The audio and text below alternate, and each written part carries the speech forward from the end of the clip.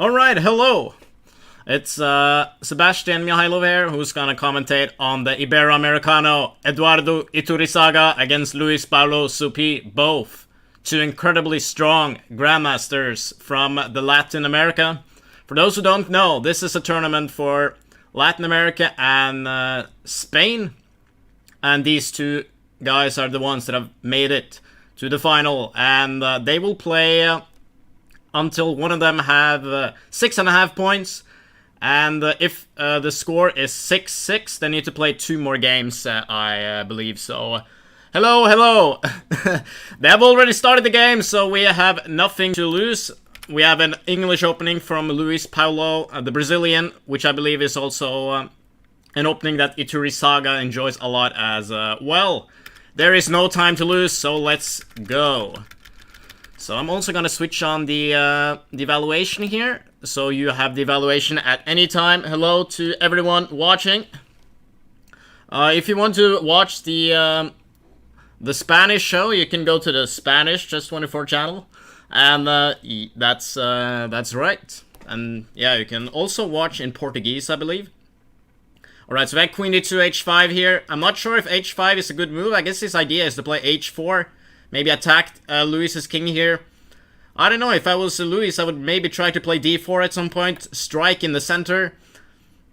I mean, they don't have that much time, but keep in mind that they do get 2 seconds per move. Which means that there is no flagging involved here. You can obviously lose on time. If you get a difficult position and you have little time, it will be difficult to find the best moves.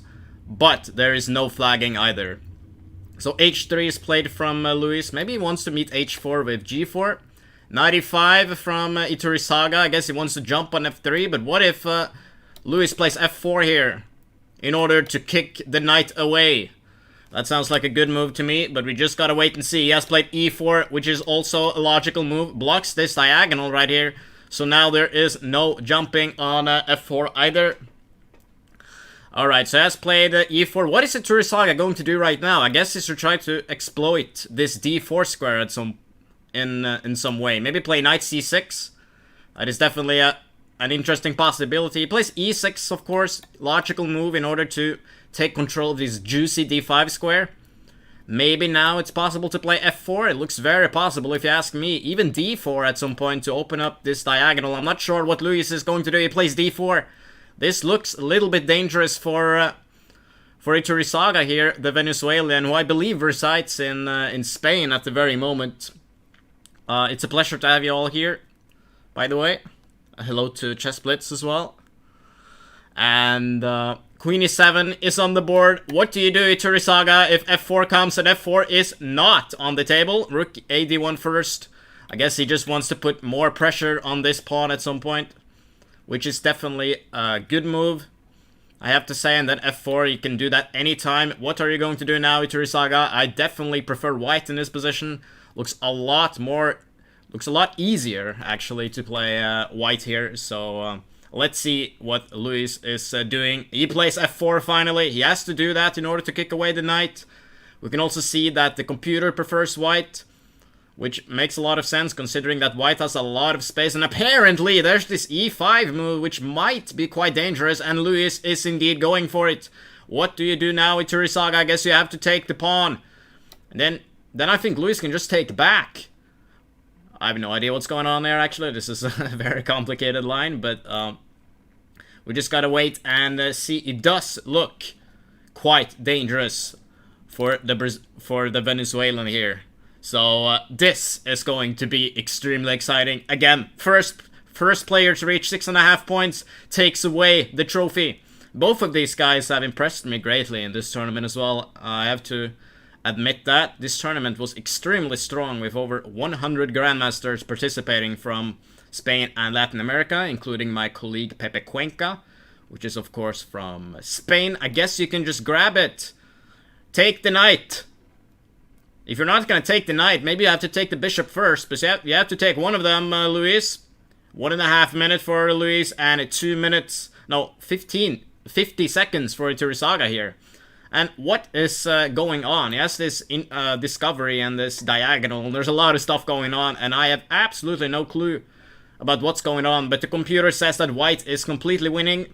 He's just taking there. He has 2 pieces now for a rook, which is of course very favorable for the white pieces. It seems like Louis is playing quite well here.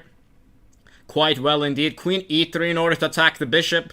Where are you going, Iturrizaga? Do you have enough for the material deficit? I'm not sure if you do. The computer is not convinced. I am not convinced. This might be tough for the Venezuelan to save. But of course, this is a blitz game where absolutely anything can happen, but you cannot be thinking that much longer. You have only 22 seconds left and you must make a move. But what are you going to do? What are you going to do? And he looks extremely focused as far as I can see. And he has no idea what's going on. For good reason. This looks very tough, but maybe he can salvage this. Maybe. Tougher positions than this have been salvaged before. And we just gotta wait and see. Maybe Queen g5 here is a very interesting move in order to make use of this juicy discovery in a way, one way or another. Looks quite inhumane, I must admit. Maybe something like... okay, so I have to make sure you protect your rook at any time, because if you do not protect the rook, then e5 is coming because of this pin. But he plays knight f3. He just wants to trade off every single piece. Was that a good move? It looks at least quite solid, although to me it looks like Eduardo has kind of gotten a better position, but he has only 16 seconds left, so who knows what will happen in this game. Louis is now also getting dangerously low on time here, and he must move the knight. But where is he going to move it? That is the question he has to ask himself with only 19 seconds left. But did he blunder? He blundered. He actually blundered, because now king h7 and you gotta grab the pawn, because this knight on f3 is hanging, which means that Iturrizaga is out of the woods and he saves something that looked like a very dangerous situation. And that's what happens when you are low on time. It's so easy to make these mistakes, and I'm not sure how Louis is looking on camera. He does look a little bit... okay, he actually doesn't look upset. It looks quite concentrated. But he must realize that he has completely blown this position, and there's the draw. And the first game is finally over. They have drawn the first game. Very lucky, I would say. Maybe not very lucky, but a little bit lucky for Iturrizaga here, who was in a dangerous situation. But of course, he's a very strong grandmaster, and he did manage to save the game. This is what the grandmasters are really good at. They're really good at fighting and always finding some weird resources that, for some reason, always work out. It happens all the time. So I've actually played against both of these guys, so they're both extremely good at the blitz, which is why they're here, I guess. And the second game is already here. I will update the score every time there's like 1 point, like if someone is leading by... The score is 0.5, 0.5, but if they draw again, I will just update it to 1-1. Alright, so we have another English here. As far as I know, both of these players, they really enjoy putting the pawn on c4 in the first move, which is, of course, a good opening. So, we have this interesting setup here from Louis. He is playing this sort of King's Indian Leningrad setup, which is very interesting, I think. And in my opinion, it looks like that black has a decent position. At least he's going for it. He wants to win, and he is gonna go for sharp play with black pieces as well. So, thanks a lot for the compliment. I appreciate it. Alright, so we are castling here for Iturrizaga is castling the Venezuelan. Maybe now he must protect the pawn. I suppose d3 is gonna come really quickly. Yes, indeed, it's on the board. There we go. Louis's plan here is probably to strike in the center at some point. Maybe not now, maybe c6 first in order to block this annoying diagonal. You can do both, probably. I don't know, d5. Definitely possible, but you must do something about the pawn that's hanging on b7. Rook b8 does not look very ideal, so I do not think he will do that. Man, I'm getting a headache by wearing these glasses. Alright, so... What is he going to do? He's deep in attack right now, and he does play this weird rook b8 move, which for me looks slightly strange. But he's a grandmaster, I'm just an IM, and I'm sitting here with a glass of water, so it's of course easy.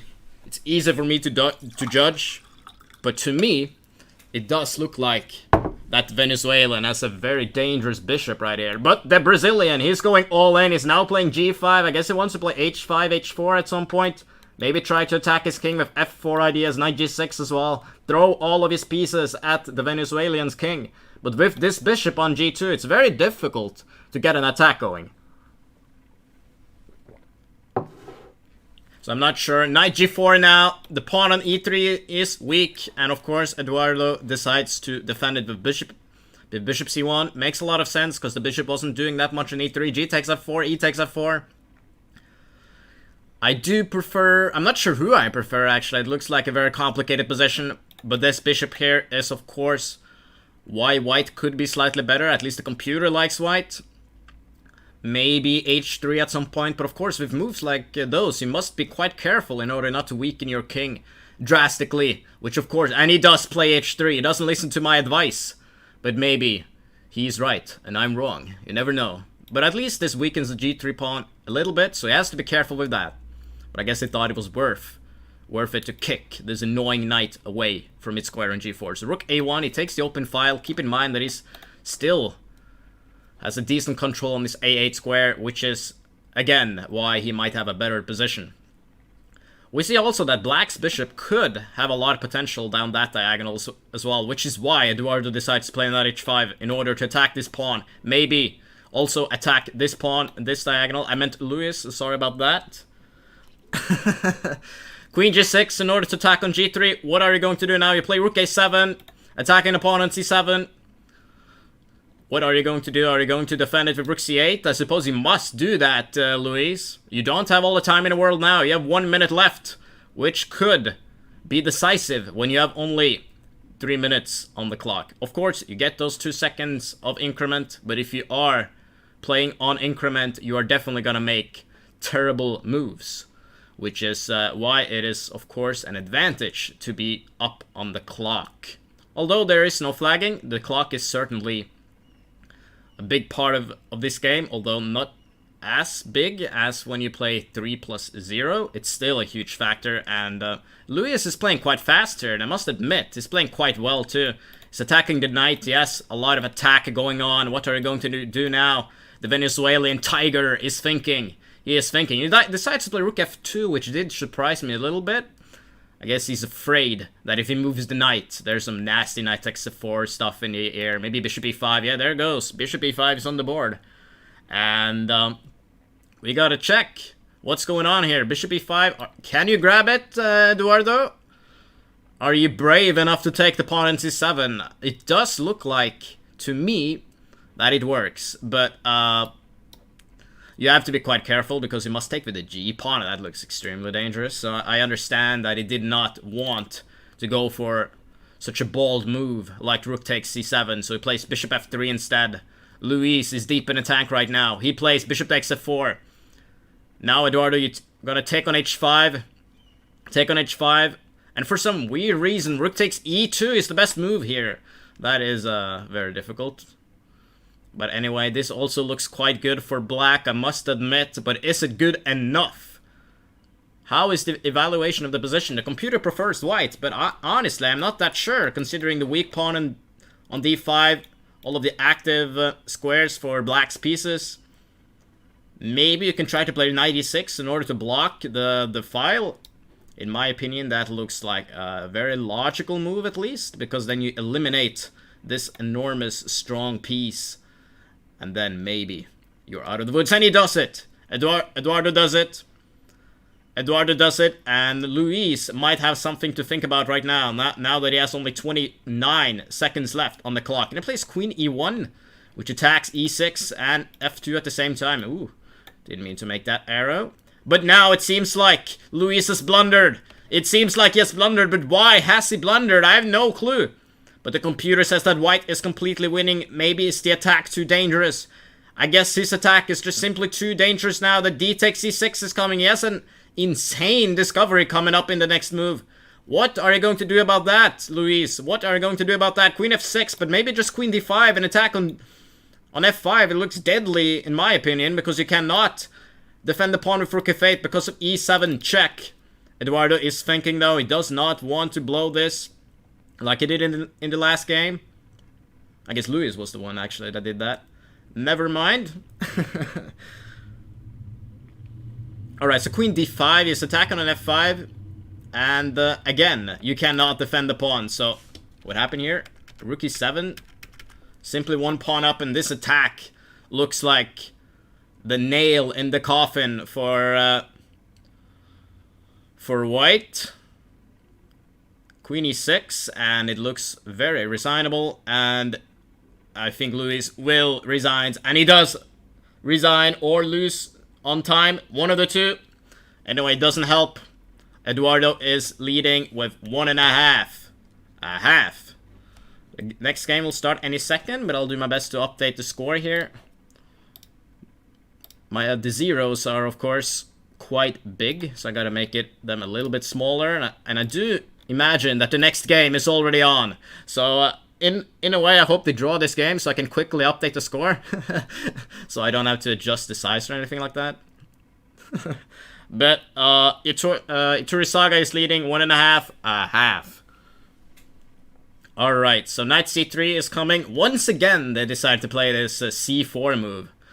They're both fond of these positions with the pawn on c4, bishop on g2. I suppose there's also less theory, and you always basically play the same setup against most of these, no matter what black does. You kind of play this setup, at least extremely often. So d3, rook b8 here. We did see this move in the previous game, although that was a different situation. Iturrizaga seems to prefer his pawn on c5, which is... Iturrizaga won the second game. I will update the score as soon as I can. h3, b5. They're playing so fast. I can't keep up. Looks quite normal, in my opinion. b4 is often an idea. And white is often playing for the control of this square, which is why sometimes white actually plays bishop g5 and takes on f6 in many of these English lines, although of course not exactly in this situation here, but quite often white does that. So again, the Venezuelan is leading with 1.5 a half, but of course plenty of play to go. And the first one to reach 6.5 is also the champion. Rook d8 here. Interesting. I suppose white will place his rooks on both of these files. Sometimes you can actually go for an attack with g4, knight g3, f4, g5, and just push every single piece against black's king. Looks kind of tempting in my opinion. Also, there's a lot of potential in this diagonal, so I must admit I prefer white in this position. But Iturrizaga has tremendous experience in these types of position.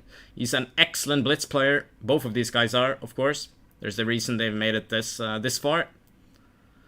But Luis, you must come back from the previous game. And how are you going to do that? Are you gonna go with the plan of g4? In my opinion, it looks quite good. Yes, the score is just a second. The score is 1.5, 0.5 to Iturrizaga. I'm gonna get that up. Maybe I can get it up right now because it seems like they're thinking. Just a second here. So we have 1.5. There we go. And then we have 0.5 for Supi. There you go. So this is the score. A little bit messy with the graphics here, but it's all good. We gotta go back to the game, and we see that Luis has not decided to go for my plan. So maybe my plan is too dangerous, but it's still very tempting to just push every single pawn and go all in, because that's what he has to do. He has to win. And in order to win, you must attack. That's the only way I see how you can improve the position. I suppose you can try to play d4, but not a fan. Maybe now, actually, now that b4 is on the board. Knight e4, though, makes a lot of sense. He's opening up, trading off some pieces, and he's claiming that he's better off in the endgame. After knight takes c4, bishop takes c4, bishop takes b2, queen takes b2, which is not an endgame. It's the other way around. Yeah.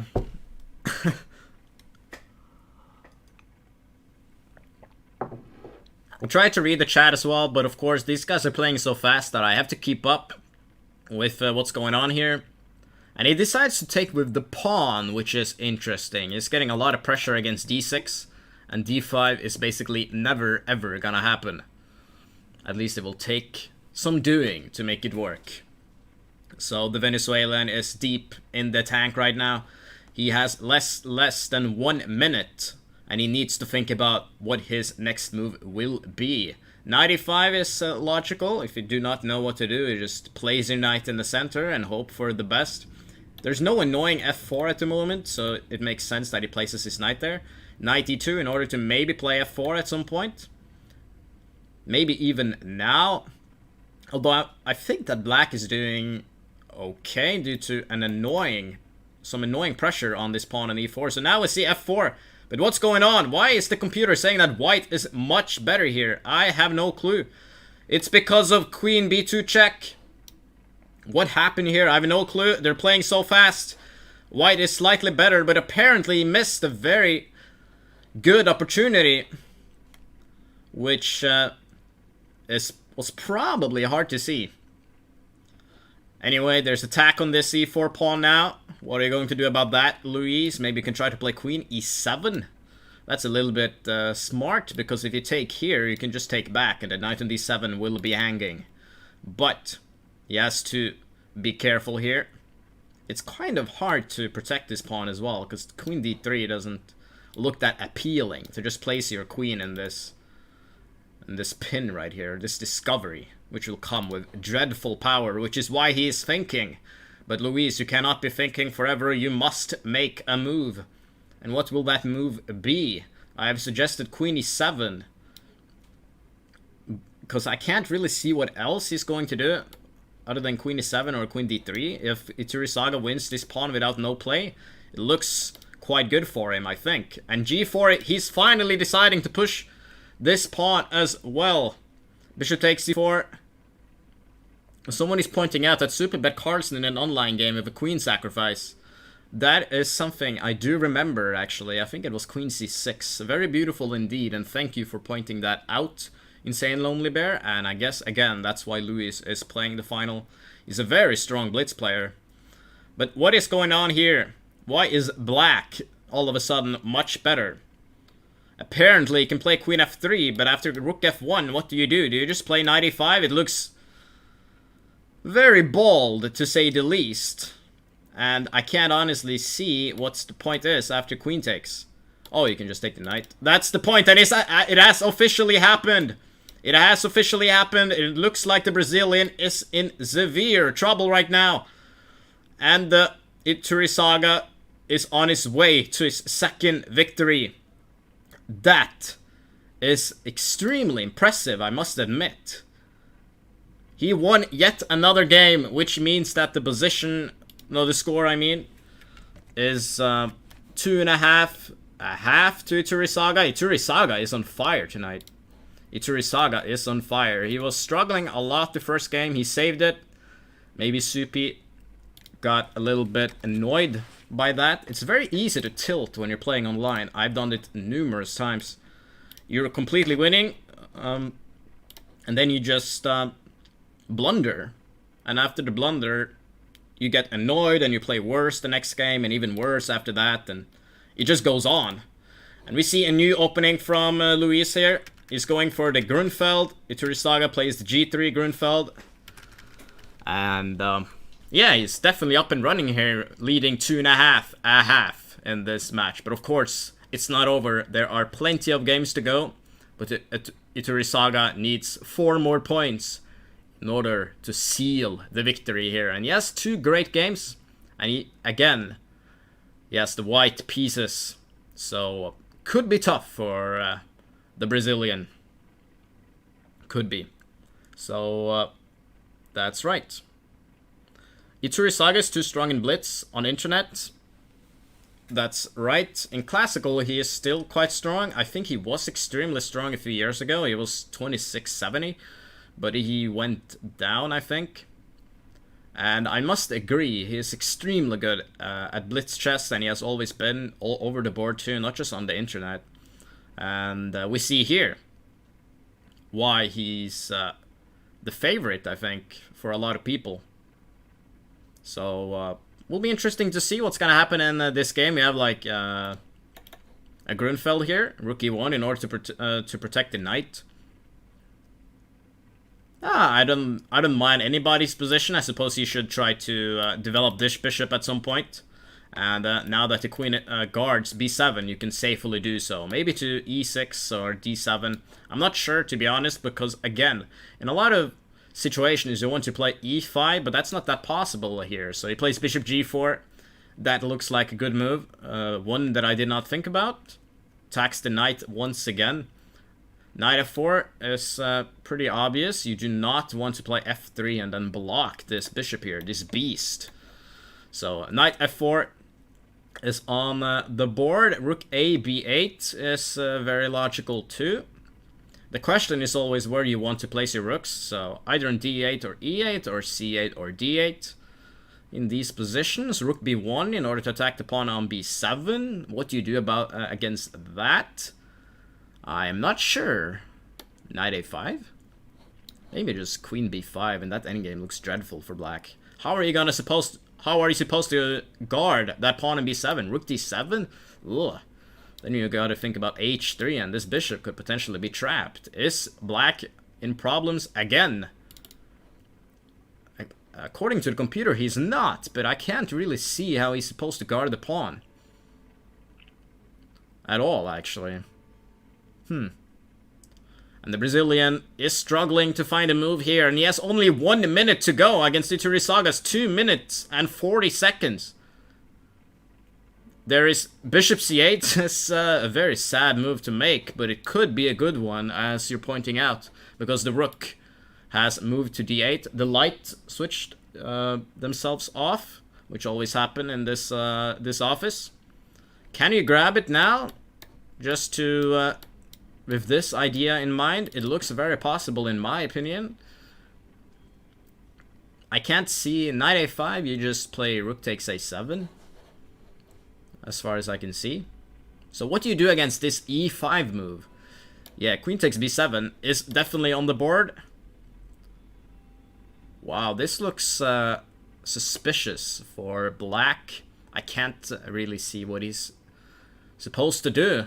And if he loses this game, it's already looking like a clean victory for Iturrizaga, and then it might be quite difficult for the Brazilian to strike back. Queen takes b7. What are you going to do against that? You must do something because you have less than 20 seconds left on the clock. He plays queen takes a2, but is that a good one? It is a good one according to the computer, but what exactly is going on? Rook b2. There's a lot of pieces hanging here. Iturrizaga obviously needs to be careful of his rook. Maybe he can take the knight. Maybe he can play rook b2. Maybe... I do not think moving this knight is a good idea, but you never know. Iturrizaga is thinking, has a lot of time. 1 minute and 30 seconds more than Luis, who has only 20 seconds left, which could be quite difficult for the Brazilian. So Iturrizaga does not know what to do here and looks extremely focused on the camera, which is of course logical. It takes on f4. Oh, they played really fast actually. Bishop takes c6 and then takes on f4. Sorry about that. Queen c4. But now bishop a3 looks very strong. That's the move I would play without thinking for a second. Because you get the development, you get connections between your rook. Decent internet connection here between those rooks. 5G. Queen c4 here. I do believe bishop a3 is coming. No, he played bishop d2. Slightly strange in my opinion, but Iturrizaga is, you know, Iturrizaga, so he's a grandmaster, I'm just a patzer here. a5, interesting move. You can play maybe bishop e4, bishop b5, there's a lot of options, but you gotta be careful that your king does not get too weak, and that is exactly what Eduardo is thinking about. So he plays bishop e4, queen c4. Luis has only 11 seconds left, which could be fatal in this position because it does look like a complicated mess. Queen b3, he just wants to safe it. He wants to trade off the queens. Play safely here. Is he gonna take on a5? Or is he going to play queen b3? He takes on a5. Iturrizaga is not afraid of the attack. But is the attack even on the board? Rook e8. Bishop g2 maybe. Just simply place it in front of the king. It's always a nice feeling once you get your king cozy and safe. And that's exactly what he does too. Luis simply has to move, but he has 2 pawns down. And this look as well like a victory for Iturrizaga, which means that if the Venezuelan is taking this one as well, it is a very difficult situation for the audience favorite Luis. I've seen that he has a lot of fans so far in the comment section. So queen d7, you can play queen b5, that's what he does too. He wants to trade off the queens, he has 2 pawns up, so trading off the pieces is extremely beneficial, and he does it. He trades off the queens. This is a very difficult situation for the Brazilian. He has 2 pawns down for absolutely no compensation whatsoever, which means that Iturrizaga will once again win. I can't see how he's supposed to spoil this game. It looks very good. 2 pawns up. It should be easy for a guy like Iturrizaga, and especially now. F6 was a blunder. He resigns. Iturrizaga is in the lead. He's leading by 3 points right now. It looks very difficult for the Brazilian to come back. Is he gonna be able to do so? He definitely has to win the next game. No doubt about that. He had his chance in the first game. Very unfortunate. It was very unfortunate that he blundered it, because I think he was aware that he was just completely winning. Pressed the wrong button there. And it seems like he tilted quite badly in that game. He must have done that. But anyway, they are once again playing c4 from Supi. He really likes that move. Honestly, I would try to play something more aggressive now that I have to win. But of course, that can definitely strike back. Because if you push too hard to win, it's very easy to lose. And if he loses again, it's gonna be quite a stretch to come back. So yeah, thanks a lot for the compliments, guys. And yeah.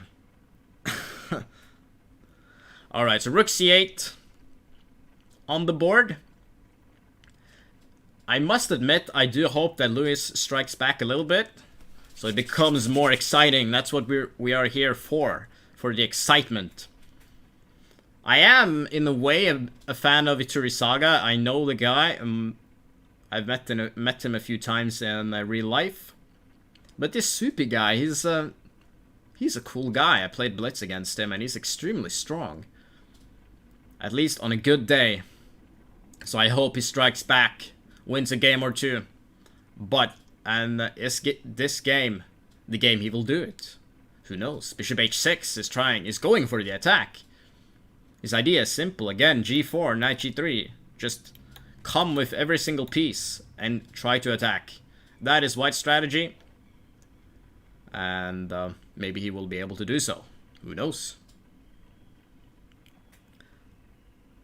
Apparently, I'm hearing in the comment section that Supi is kind of a mood player, as I like to call it, which I am myself. That he tilts, and if he tilts, he's playing badly, but I think that's very common with almost everyone. I am especially a guy like that. I can play extremely bad when I am tilted, and I lose many in a row. Which is why I usually stop playing when I lose 2 or 3 games. But of course, it's very difficult psychologically to know that you were completely winning in the first game. And then you lose 1, and you lose 2, and then you lose 3. And I think he had a good position in the second game as well. Or in the third, the third game. And that's very difficult psychologically, and there's no wonder why he's struggling with that, but he needs to get himself together. Keep in mind that this is also blitz chess, and the loss happens so suddenly that you get no time to realize that you're losing. You just lose all of a sudden in a good position. Extremely annoying. Because in a normal standard game, you have a lot of time to take in the loss. Oh, okay, I'm gonna lose this. But you keep playing for like an hour more, then you have kind of realized it. But you don't have that here, and that's why blitz is so much more tilting than classical chess. And as well, he's sitting at home, and it's a lot easier to get mad when, because you know, in a way, nobody's watching when you're home, so you can like yell at your opponent, kind of. All right, so we have rook d1. It looks like a pretty solid position for black. I assume that white's slightly better.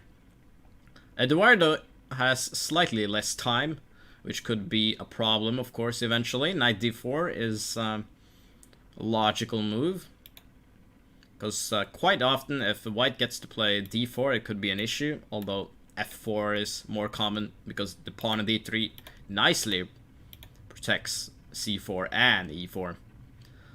I should also mention that Luis did beat the strong GM, the strong young grandmaster from Peru, Jose Martinez Alcantara, I think, from Peru, who is a very good blitz player and a very strong classical player too. I played him myself. I did lose in a good position in the World Championship for World Youth Championship, like 3 years ago. We don't need to talk more about that. Thanks a lot, Osvaldo. I appreciate that a lot. Alright, so rook c7. I'm starting to prefer white's position quite a lot, actually, because he has this everlasting pressure on e7, and it looks difficult to do much more for black here. He basically has to sit here and wait. But maybe he can sit and wait, which is why Luis decides to take on b5. But is that a good idea, Luis? Is that a good idea? He gets a juicy c3 square here. But maybe there is no issue whatsoever. Who knows? Who knows? But he certainly he's certainly up to something. I suppose you should just take it. Why wouldn't you take it? Why wouldn't you take it? I do not understand. There we go. Rook c1, rook c8, quite logical. Maybe you can place the rook on c4. Did not think about that. That looks like a good move. Because you get this outpost, even on c6, but of course you gotta be careful with the pawn on d5, which is probably hanging here. So maybe, I think he has to play rook c4, or he should do it, because after any moves like that, you can always play rook c3, and you will be pretty much strategically completely winning. So rook c4 is on the board, a very logical move indeed, and he grabs on d5. He grabs it. Maybe that was too, maybe there was no haste, but he decides to go for it anyway. Queen takes e7 is a really funny move, and he does it as well. Okay, that's very impressive that he saw that. That's not an easy move to spot, and his idea is, of course, that he will get 2 rooks for the queen here, which will probably be very good for white, considering that you have rook c7 in the next move, winning the pawn on f7, and a lot more. Queen takes c4, is that an option? I'm not sure. I do believe you cannot take the queen, because that endgame looks terribly lost for black, so I don't think he will do that. He takes on c4 instead. Now he has 2 weak pawns. Queen f5, he's attacking on d3. I suppose queen e4 should be an easy move to spot. He does that too. This endgame looks terrible for Iturrizaga here. But he is fighting on. He was losing, but there's only 7 seconds left. The time. Is he going to be able to find some resources here? 1 second, Iturrizaga. 0 seconds. What did he do? a4 with 2 seconds left on the clock. Rook b7 from Luis. Rook f8. But now this rook has turned into passivity. And this has to be lost for black. But now he wins the pawn on a2. Maybe it's not that lost. He can take on d6, but this pawn here is dangerous. And we must be careful with black. Alright. but should be a victory for the Brazilian here. He desperately needs it. He desperately needs a victory here, and I think he will be able to win. The queen on d6 nicely controls every single square here. Queen d4, king g8, rook a7, and now it's looking terrible. After queen d5, king g7, c5. He's just gonna push these pawns here, Iturrizaga. How are you gonna be able to stop them? It looks impossible to stop these pawns, which is why he's just playing king g7 and king g8. But he can just continue rolling with the pawns. Queen d6 maybe. He plays queen f3, d5 next, and this is definitely terribly lost for the Venezuelan, which means that Luis will strike back, and he gains a much needed victory here. There's no way you can salvage this Iturrizaga after d6. I'm having a million threats here, like rook takes f7. Yeah, he does it immediately, of course. I should have spotted that, and I think it's time for Iturrizaga to resign, which he does, and Luis wins his first game. Score is now 1.5, 3.5 to Iturrizaga, and he does look a little bit unhappy, Iturrizaga, but for good reason. Queen takes e7 was a very strong move, so knight takes d5 must have just been a terrible move. This is good for us neutrals, and it adds more excitement to this match. Remember that nothing is over before it's over, and we have seen a lot of comebacks in the past, and here he is. Very impressive. Well done by Luis, I must admit. Looked like a clean. Maybe it wasn't that clean, but they're already playing, and we are once again witnessing this Grunfeld opening. We see that Iturrizaga is once again playing with g3, so this is instead a King's Indian.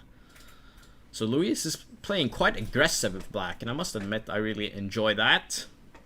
And I like the King's Indian. I play it myself.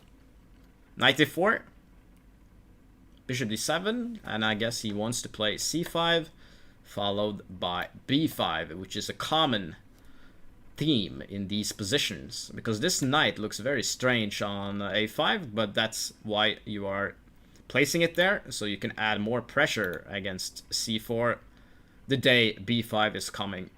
But Iturrizaga didn't want to have anything of that, so he decided to take with en passant. I believe that's how you pronounce that. There's a lot of maneuvers. You can like jump here, open up this bishop, but white obviously has more space, and it's there's no King's Indian attack. There's no like none of this famous or infamous rather attacks on the king and everything. This is a very safe setup, and to my disappointment, it's also quite good for white. You have to be extremely careful with black. And this setup here actually discourages a lot of people from playing the King's Indian, because it's solid and considered better for white, at least quite critical these days by the theoretical experts, as far as I'm aware of. h3 is in order to prevent knight g4 annoying stuff. Knight b4 is also an option, at least here, because where are you going with the knight? If you take, you have to go to e4, and that looks that's terrible for black. So knight b4 is an option. Queen c8, king h2 is probably gonna come. Yes, indeed. So let's there we go. I like black's position, I have to admit. Maybe I'm a biased because I'm a King's Indian player myself.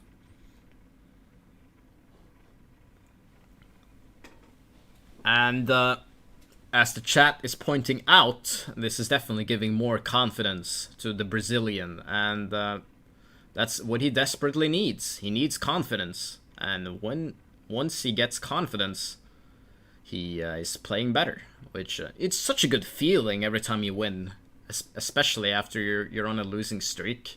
It's like a relief, like, oh, finally, you know.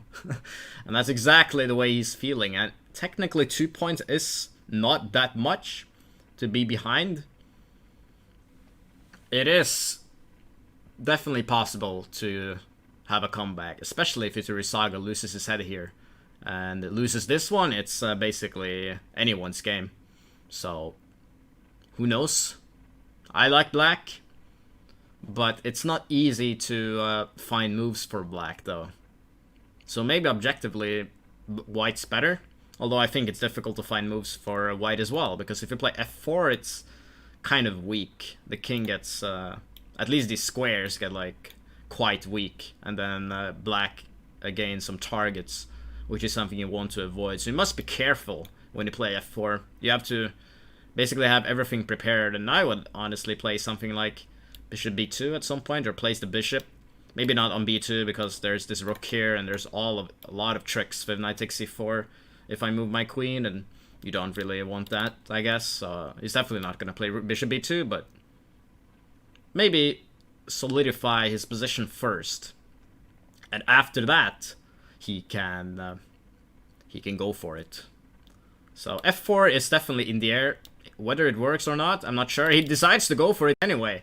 So he plays bishop e3, but now he has weakened his king a little bit. e5 is sometimes definitely a possibility here too, because of the fact that you're basically locking a knight on d4 forever. So it's worth to do that. You can sacrifice this pawn, but knight d4, it looks at least quite interesting for black. And maybe that's what Luis is going for. Who knows? But he is a little bit low on time, 40 seconds. Could be worse, of course, but he doesn't have all the time in the world, and he decides to play knight g4. So he can take on c3. Was that a good decision? I am not sure. g5 is an option, bishop h3. I don't think it hurts white to have this pawn on g4.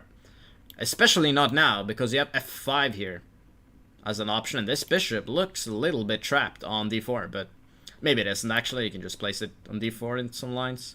But still, he has to be careful, because of these squares are extremely weak now that he no longer has a bishop guarding his king on g7. And exactly, Iturrizaga takes his opportunity here. Yes, bishop g5 to f6 in the air. Luis has to be extremely careful. Extremely careful. Bishop g5. What happened? Oh, he can just take and then take. Wow. Bishop h6. G takes f5 now. He cannot take back because of queen takes f5. What? Rook takes c3 with the idea of queen e3? That is wild. There's no way he's gonna see that. He sees it! Oh my god, that is quite a move to find. Iturrizaga, man. Iturrizaga. I can take with the g-pawn and you get this nice center, and you have a lot of compensation. Also with the queen, of course, it's hanging on d6. But if you have the pawn, you could have played f5 here, and it, I don't know, it's too complicated. There's no time. Rook takes d6. Queen e5. Oh, that looks dangerous for white. Maybe he doesn't have enough after all. Because bishop g5, queen e5, and then you're safe. You're never going to be mated. So rook d3 here is on the board. He has to stop this dangerous c-pawn. And, well, he wins the c-pawn. Black wins the e4 pawn. And Luis is up and running and fighting for glory in this position. But is it going to be enough? I will assume that it will be enough, because these positions are extremely difficult to play for white. But Iturrizaga is Iturrizaga. That man doesn't keep impressing me, so who knows? King g6 is a good move in order to prevent any invasions with the king. Is there any checkmates here with f5? Rook e2. Bishop e3 is definitely in the air, so you attack c5, and he does it. He does it as well. Quite logical. Rook d3, but now what about rook f6? And he takes on c5. Have you blown this, Luis? You have 7 seconds left to take on a2. Rook b6 from Iturrizaga. Bishop e7 to f6 is a dreadful threat, and you must be careful. But maybe. Bishop d6 looks even better, actually. Bishop e5 now, and it should be a draw, considering you have bishop f6, and there's going to be an insane amount of checks towards the black king. And also, white does have an extra pawn, which is enough. At least in this position where the bishop guards everything. Black doesn't have a specific target. According to the computer, black was winning, but it wasn't enough. Or it didn't find it. It was quite difficult to see. We can go back to that quickly once the game is over, but at least now it is going to be a draw, which means the score is 4 Iturrizaga and 2 Luis, and they will agree on a draw quite soon. I don't think Iturrizaga will play for a win. You can't win that. And a draw is thus agreed, so we can quickly check where the win was. It was right here, I think. You can play f5, and if you take it, then you can play h5, and there's a mate on h1. Very difficult to see, though, with little time. And they're already playing the next game, so this is going extremely fast. So, right. Trying to catch up with the chat there. Alright, so bishop a3. Another c4 from Luis. Wow, I was hoping for some e4 action. I can't deny it. Okay, so I'm gonna update the score real quick why they play. So 4 Iturrizaga and 2 for Luis. There we go. 4-2. Ooh, exciting. I should turn on the light. Be right back.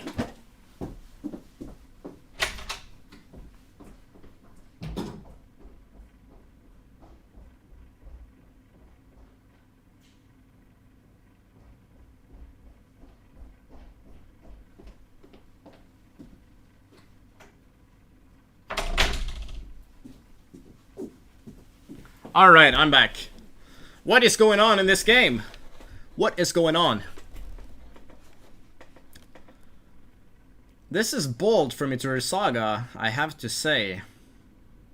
The computer likes white. I'm not sure why. Maybe there's something direct in this position. Who knows? And Luis definitely senses that there's something going on. He just doesn't know what. He plays 94. He really enjoys 94. He plays 94 constantly. Constantly. Presumably there was something better. What was that? Maybe take on c5 or d5, b5 rather. Is this an option? I mean, why not? Looks okay, can you like go for this? You get like 2 pieces for the queen. He doesn't go for it though. This looks very interesting. Maybe it was bad. Who knows? A takes b3.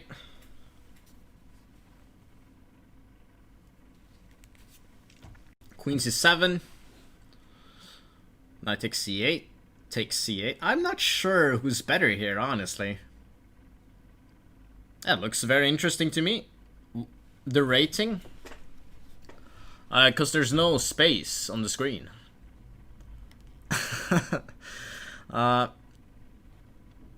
Okay, I take my words back. This has to be very good for white. Like, if you take here, you can take the knight, and you have, like, these pins. They look very dangerous. But is it fatal? That's the question. Is it fatal? You never know. Rook c8, Rook c1. Eduardo Iturrizaga is thinking, for good reason. He does not like the look of c takes d4, knight takes d4. Which, in my humble opinion, looks terrible for black. So what is he going to do then? If he doesn't take the pawn, he's gonna lose on c5 and gain absolutely nothing for... nothing. Queen b6 maybe.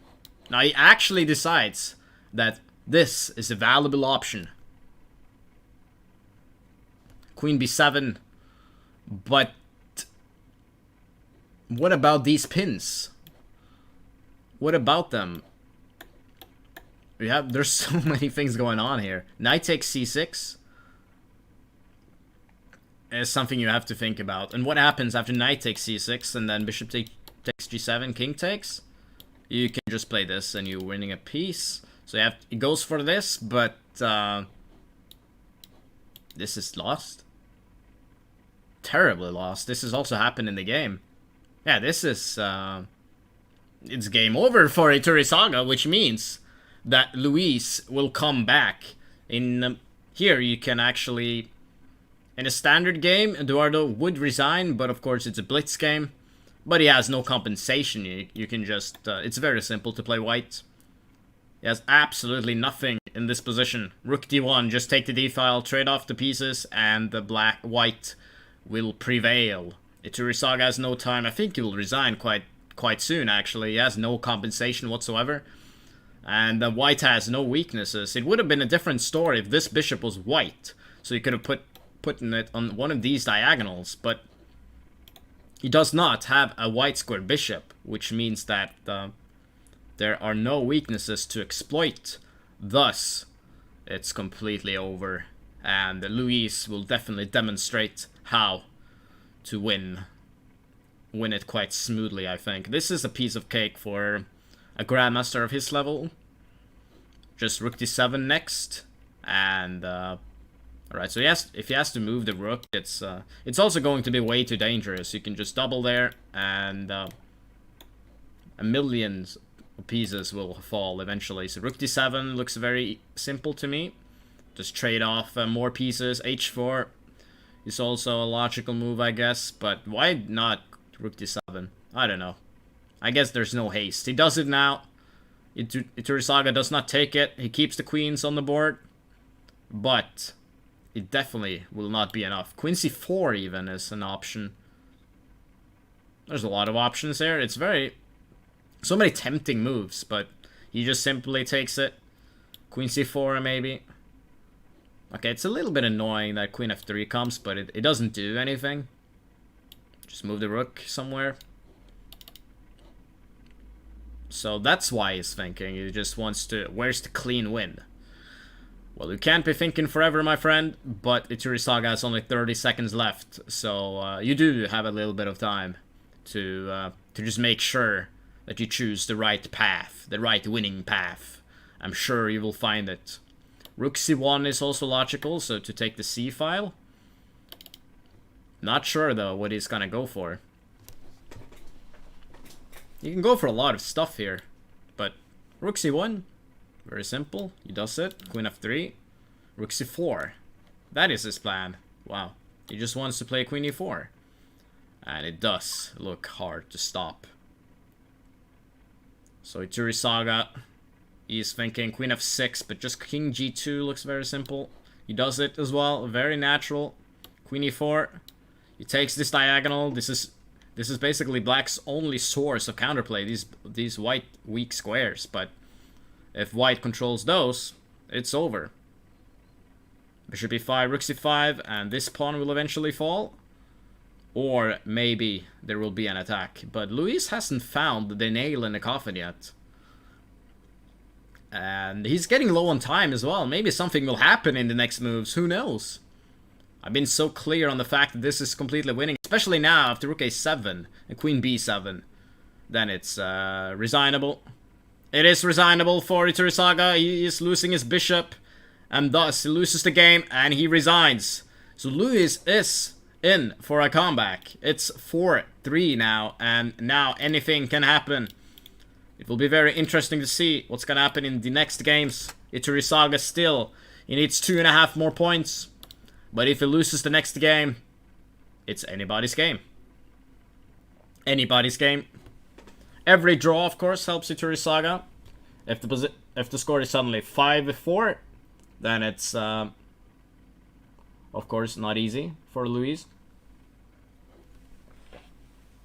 Just gotta wait and see. And a lot of people are cheering for Luis's comeback. And it will be interesting to see. And they're already playing the next game. And we have once again a Grunfeld, or a King's Indian, actually. One of the two. Yeah, King's Indian again. Same line as last time. Iturrizaga. I prefer this. I prefer black in this position. I remember that Luis did get a very good position last time too. He did, as far as I'm aware. So what are you doing, Iturrizaga? He always plays c4. It's interesting. It's like his pet land. But now b4. Trapped knight. Trapped knight, Iturrizaga. Trapped knight. What have I missed here? This? I don't know. It just looks like a clean knight to me. Maybe it's not that clean after all. Who knows? b4 was a very possible move. But it didn't do it. He played bishop f4, b5 now. Which is, of course, the plan with knight a5. I did mention that earlier, to put pressure on c4. Takes b4, really? b4, knight c4, a4, is that his idea? But then knight b2 comes, and you win the pawn on a4. Why are you giving that away?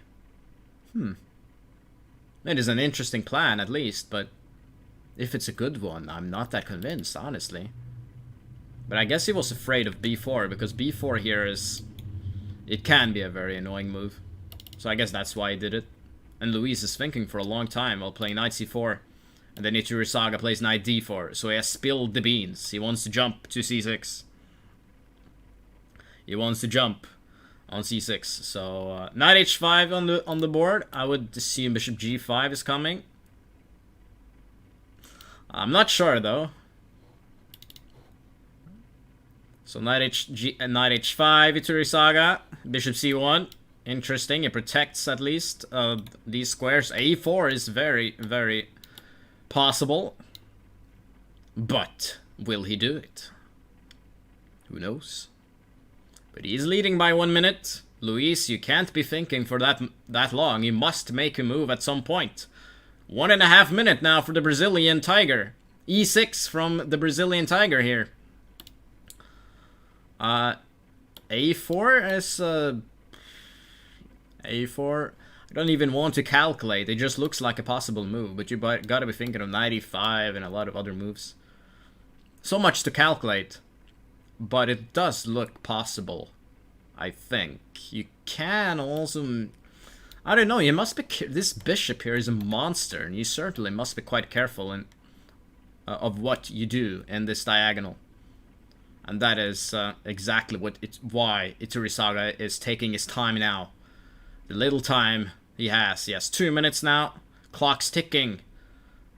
And he needs to think about which decision he wants to make. So he takes on e6. I suppose it's just going to take back. Rook b1. Rook b1. e5 is probably an option. Who knows? d5 actually. That is a way to play. Definitely a way to play. c6. Knight c5 is possible. a4. A lot of options. e4, f4. There's so many squares here. I'm not sure who I prefer. This position is extremely complicated. But clock's ticking for the Brazilian. He needs to think about what he is going to do next. And what is that? Maybe move the bishop.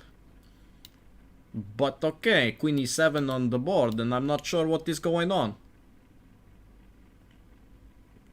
But okay. Okay, knight f6, a4. a4 is finally on the board. Now he at least has a nice square on e5, c5, but these pawns can start to run with e5, and he does. But you also need to be careful with e4 ideas, which does look like a strong move here. Yeah, I can't see why e4 is not a good move, and he does it. Iturrizaga does it. Luis has extremely little time now. 30 seconds left for the Brazilian. 30 seconds left. Bishop g5. Desperate times calls for desperate measures, Luis. You can't be thinking for that long. Knight d6. Knight takes d7. Iturrizaga Is this just a pawn up for white? I'm not sure, but after e4, d takes c6 is coming. Is that what Luis has missed? If he just takes it, you can play knight c5 or maybe just take the pawn. You can just take it, he does. He just takes it. Free pawn for Eduardo. Free pawn. And that looks like a tough position for Luis, especially since he is so low on time. Bishop b2 maybe. Bishop e3. Just develop your pieces. Protect your rook. Protect your rook for all that it's worth. Who knows? There's a lot of options there. But he needs to make a decision. He has all the time in the world. 1.5 minutes against 17 seconds. Which will probably or be fatal. Or at least could be extremely fatal. Is he thinking of 96 or something? That is a possibility. He just plays bishop e3. Simple. Simple chess. Why making it complicated? Well, actually, it could make it complicated because Luis is so low on time, though. That's the only reason why you would make it complicated. But he has one pawn up. He just wants to trade off queens. Of course, he can't take it because of the fork. That's why he plays queen f3. Rook bc1, maybe. Take the c file. It's not that easy to play white. Maybe 96 at some point. Does it work here? Maybe not. I'm not sure how this position is. Does also look quite good for... Looks quite good for white. And Iturrizaga has played rook c1, rook f7 from Luis. Queen d1. He wants to trade off the queens. Luis definitely does not want that, of course. 12 seconds, though, for the Brazilian. 9, 8, 7, 6. He plays rook e8. Are you going to take on g7, Iturrizaga? Eliminate that black bishop. The last defender around the black king. Because now the black squares here, they look very juicy, very tasty squares. This bishop here has a lot of potential in becoming a monster. And now you just take that. Isn't that 2 pawns up for Iturrizaga? That is definitely 2 pawns up. And it's starting to look extremely difficult for the Brazilian here. b5 from Iturrizaga. And the Brazilian does not resign. For good reasons. Why resign? No game has ever been won by resigning. Queen c4. Now queen d5. And he actually resigns. Luis resigns. Which means that the score is 5-3 to Eduardo Iturrizaga. 5-3.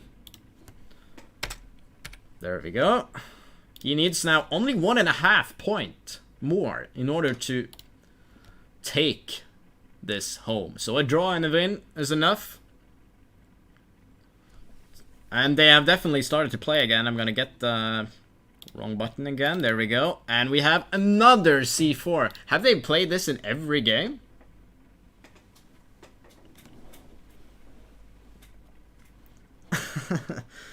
Alright. And we once again see this weird queen a5 early move from Iturrizaga. I've never seen it before. I've seen it in some lines when you play queen h5 and queen a5, h5, but then the pony's on c6. But anyway, that is a... I digress. We gotta continue. Rook d8. Taking the d file. It's harder now for Luis to play d3. This pawn has a lot of potential in becoming a huge, huge weakness. And that's maybe why you should play this first. Maybe take it slowly, play rook d1, d3. I'm not such a fan of the white setup here, honestly. Normally, when you have this double fianchetto, you do have your pawn on d4. You play your pawn, place your pawn on. Can't even speak properly. He plays on d4 quite early. Horrible. Can't even pronounce. Can't even talk English at this point. It's so exciting. I'm losing my head here.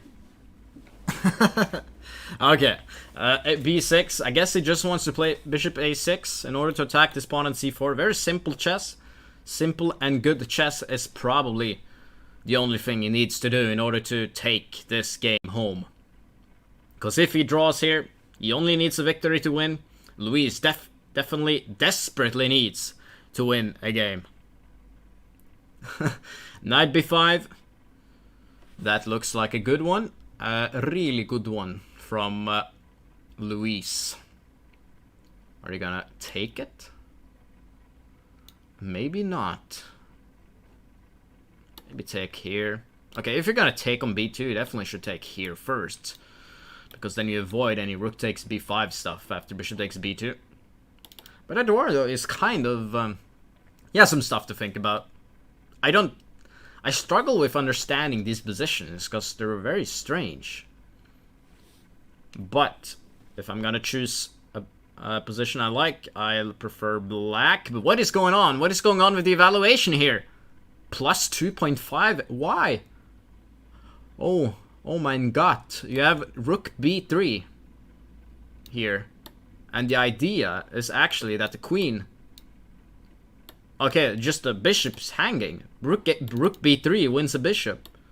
Because he's threatening rook a3. And if you move the bishop, then your queen will eventually get trapped. And he plays d4. That also looks like a strong move. But I think rook b3 was the killer blow. Rook b3 was the killer blow. Rook d8 here. Maybe it's still possible to play rook b3. I'm not sure. He's now protecting the pawn on a2. It does look logical at least to play rook b3 and then rook b1 in order to threaten rook a3. Like these setups with the queen on a5, like they're... It could, like, it does look a little sketchy to me. But Iturrizaga has probably looked at it. Who knows? But he takes on c5. That also looks like a good move because that opens up this diagonal. This juicy diagonal here. Once again, we see this theme of the black bishops being traded and why this king is all of a sudden quite weak. Although white does not have the black bishop, it is still quite weak. So yeah. Who knows? Knight g4 is attacking the knight on c6. So does look dangerous.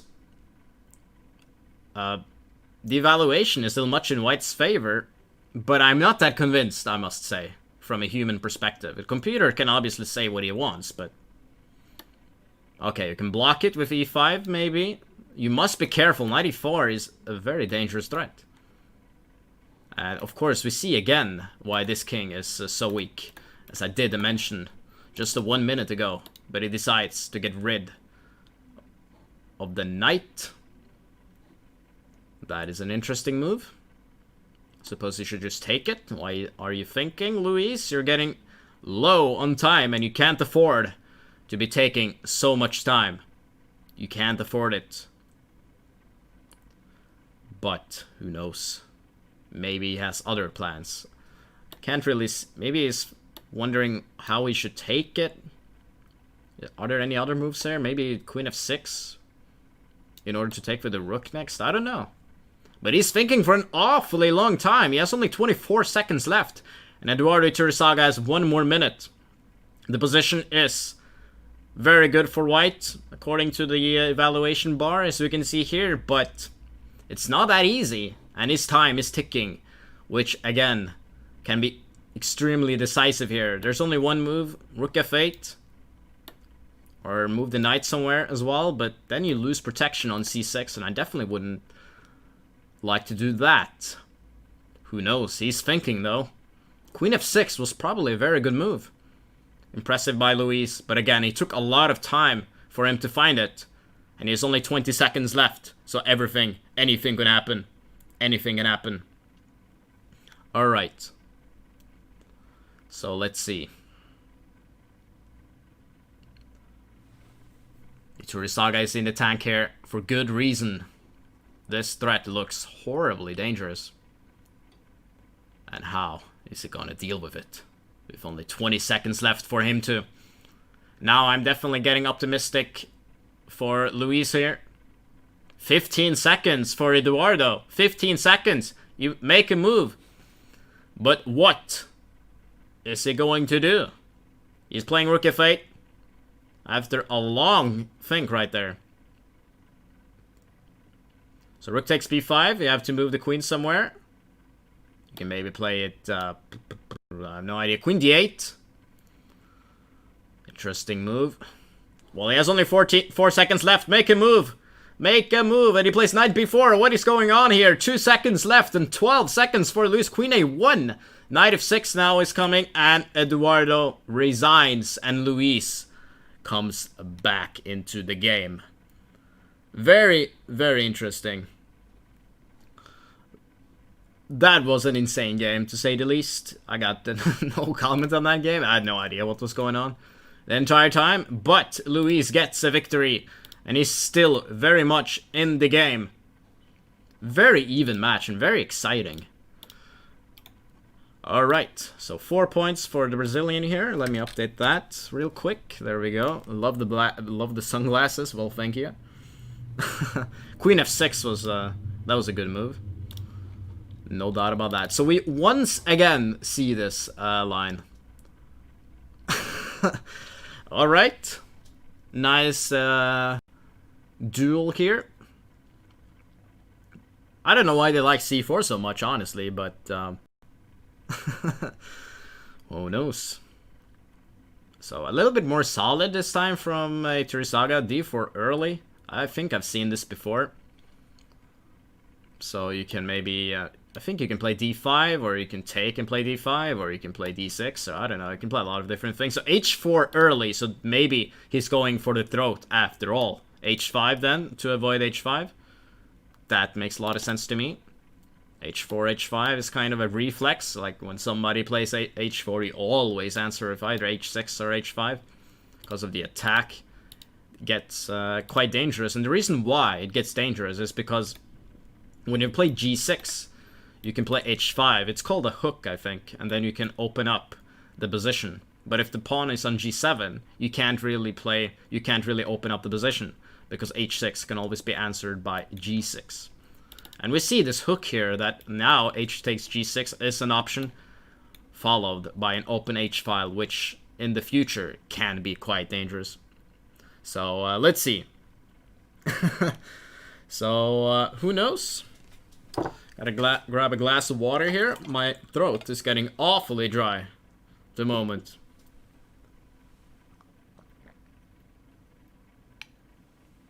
Right. I actually have every single chat up. I have the YouTube chat, the Chess24 chat, and the Twitch chat. However, they're playing so fast that I have to focus on the analysis, which is what I'm trying to do here. So...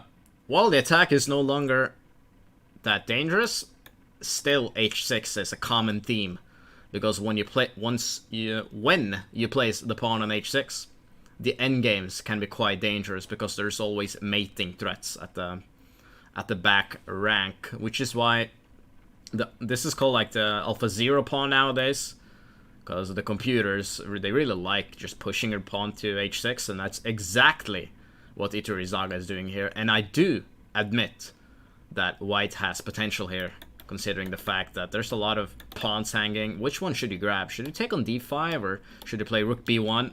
Honestly, I like both. Maybe this could be better, because this is a center pawn, and sometimes it's more ideal to grab the center pawns than the ones on the side. It obviously depends on the position, of course. Rook takes b7. Well, it's a very interesting position. That's all I can say. And I do think a future plan for Iturrizaga could be to trade off these bishops, because if this bishop is not there, then the attack could prove to be extremely, extremely dangerous. As we have seen the last games, actually, while this diagonal here has been fatal in basically 4 or 5 games, I think, with these black squares, resulting in the death of the black player. It has happened so many times. Queen a1 here, I guess you can trade off the queens. Iturrizaga is claiming that his endgame is better because of the constant mate threats on the back rank, which is exactly what I did say before. That's the reason why I pushed the pawn on h6 to h6, to have a lot of threats, and you control these squares. And it's very annoying. And this pawn is Probably the strongest pawn in the world at the very moment. So they do not trade off queens. Luis decides to play queen e2. Should he now take the pawn? Iturrizaga rather wants to double on the 7th file here. And does look quite good for white. I must admit, queen a4. I suppose he wants to stop this pawn, play rook c5, take it at some point. Maybe even the next move, because what is black supposed to do in this position? He has 45 seconds left. The Brazilian might be playing a little bit too slow, but we have seen that although he's playing sometimes a bit slowly, he's playing extremely well in the time trouble. Like the last game especially, he found queen f6 and it was smooth sailing from there. So let's see if he manages to take this one home as well and make the score even. I do think it's not easy for black to win this game, but you never know. A draw here, of course, would mean that Iturrizaga only needs to win the next game in order to win the Iberoamericano. So bishop f6 is on the board. That makes sense because you can play bishop g5 in some lines, and then this pawn will fall if that happens. I suppose you can respond by taking and then later placing your queen on d2 and protecting the pawn. But is it enough for a victory? Who knows? Iturrizaga is thinking. So he decides to go for it. I suppose Luis will take the rook. He will not take the rook, actually. Wow. Alright. Instead, he says that the c file is mine, so he goes for it. Maybe back to a8. But does he want to draw, though? A draw is definitely beneficial for white, I have to say. Yeah, it's definitely beneficial for Iturrizaga to take the draw, and he does take the draw. And does Luis want to draw too? Does Luis want to draw? Does Iturrizaga want to draw? Who wants to draw here? Is it gonna play on? He has more time, he's white, his position, it looks better. He has some pressure. Is he going to take the draw? He does take the draw. Luis has the option of taking the draw, and the game is drawn, which means Iturrizaga needs only one more victory to seal the entire championship and win the first Iberoamericano. Will he be able to do that? I think he just will try to safe it and draw the next game.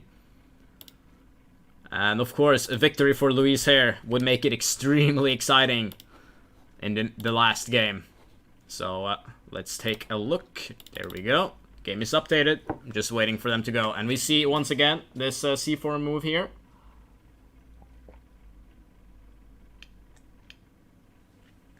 They did not resign, but lost some time the two last games. Alright. Well, it's basically the same thing. You let your time run out and you resign that way. Like, it's very common on internet chess. You just, and then you don't move, and then you lose like that because you're not bothered to click on the resign button. When, like, there's, like, 5 seconds left. I have to admit that. Not if there's, like, 1 minute left. No space for ratings, but the scores are all over the screen. That's true. Alright, rook d1, d8 here. Is this the same line we saw last time? It looks awfully familiar. Are you cheering for one of them? As a matter of fact, I am not. In my opinion, it's just getting to the final is extremely impressive, and yeah. It's extremely impressive. There were over 100 Grandmasters at the starting line. We can take a look at the lineup when they're done. I mean, it's been a very impressive display from both of these players. I mean, Luis did beat at least Jose Martinez Alcantara and a few others. I don't remember, but like both of them have beaten just very strong Grandmasters in every single game. I believe Eduardo did win against Salgado, which is a strong Grandmaster from Spain, so it's really impressive display by both of them, of course. Impressive start by Iturrizaga, but Luis has managed to pull himself together, and he's definitely back into the match as well. And whether or not he will be able to win this game, that remains to be seen. At least it looks like both of the players, they have a huge faith in in their own lines, because they keep repeating the same lines. And Iturrizaga did lose quite badly with this line here in the last game he was black. So h6 here. So, what is white going to do? Again, d3 is not that ideal, because then you can get a lot of problems with that pawn eventually. So it does play rook e1. I'm not sure what's going on. So he takes there. So now he gets decent control of the d3 squares. The d3 square. Now the ideal thing would be to have a bishop on this diagonal, but no, once again he plays b6. Are we gonna see a repeat of a queen getting trapped? Or in danger of getting trapped? Like in the previous game? Who knows? It's kind of funny that they keep, that Iturrizaga repeats this, because the last display was, that was pretty good for white. But apparently he believes that no, this is good for black. And it does look okay, honestly, but we have seen the enormous potential of white's position. And yeah, queen a6, knight a5 is an option eventually in the future. Bishop a6 as well, but if the bishop is placed on a6, we get like something similar to last time, with just the queen in severe danger of being trapped, like knight b5, bishop c3 in the very future, of course, because now he can just take the bishop on b2. He does play queen a6, so that looks like an interesting move. And now at least the queen will not be trapped, which is good news for the Venezuelan. Because if he draws this, he needs to draw with white, then he's definitely looking good. Iturrizaga gonna lose on time trying to refute this line. I guess you mean Luis? Right. So, queen a6. I don't know. There's a lot of possibilities for white. It's not that simple, because they cannot play d3, and that's a nuisance, of course. You do badly want to do that, but you can't, because of this annoying rook. And if you can't do that, knight a5 looks hard to... It looks quite hard to avoid this. Because bishop f1 is never ideal because of bishop b7, and this diagonal is getting very dangerous. At least in the future. So, yeah. Knight b5 from Luis. Looks like a very cool move. I approve. But he's sacrificing a pawn. I did not see that. Queen f6 now. He does like this queen f6 move. Once again is on the board. And, wow, this is a mess. That's all I can say. There's a lot of discoveries in the air. Queen d7. Queen h4 now. This is looking dangerous, and the knight is hanging. I did not see that at all. That is a blunder from Iturrizaga, of course, because now the pawn on h6 will fall. Knight g5 is in the air, and everything is coming. Will it be 5.5 before the next game? Will it be 5.5 Iturrizaga? This is looking very bad for black. And it seems like Luis has managed a comeback. He has managed a comeback. This is definitely huge problems for Iturrizaga, because this pawn, after that pawn falls, we've talked about it, this king will be extremely weak, and he will welcome the knight and everyone to the party and just keep attacking. While Iturrizaga is also awfully low on time. He must have missed queen h4 that he attacked the knight. It's not that easy to see. We learned that back moves are always bad, and maybe queen d7 was dreadful. We have learned that backward moves are always bad. That's what my first coach told me, or one of my first coaches. Bishop a6 is on the board now. 18 seconds for Iturrizaga. Grab the pawn, Luis. You have nothing more to think about. Take on h6. You can't do anything else. You must grab it. He's thinking maybe of bishop f1 or something like that, but the safest bet will obviously be to take the pawn, but he wants more. He wants a direct victory. But he grabs the pawn in the end. Queen e7 from Iturrizaga. He was expecting the pawn grab. Knight g5 is attacking the rook and threatening mate at the same time. It is only 4 seconds left. 3, 2, 1. Make a move. Make a move, knight g5, queen f6, he did not, rook, bishop takes, 3 seconds left for Luis, knight e4, queen f3, queen f5, what are you going to do? Queen f5 maybe? Queen f5, knight e5 is a threat, knight e5 now from Iturrizaga, what is going on here? There's a lot of squares, queen takes g5, queen takes g5, it's a blunder, it's a blunder, and now black is completely winning. Black is completely winning. It was a blunder from Supi there. I'm getting almost breathless. Breathless. What a game. And he resigns. He resigns. That was actually insane. What happened here? This went by so quickly, but apparently here, this is not easy at all. I mean, you give away... We see what happens with these light squares and how it affects the king. This is insane. I wish I could hear what they were thinking, but I can't, so... Huge congratulations to Iturrizaga. I have to say, very impressive display by him. Especially in the beginning, he did win like 3 games in a row. Luis did pull himself together, and in a way he should have won this game too. He was completely winning. Very impressive as well. It's a shame that he didn't manage to win the first game because he was completely winning there. I think he just simply played too slowly. And in all honesty, it was very impressive to see the way that he did manage to come back in the game.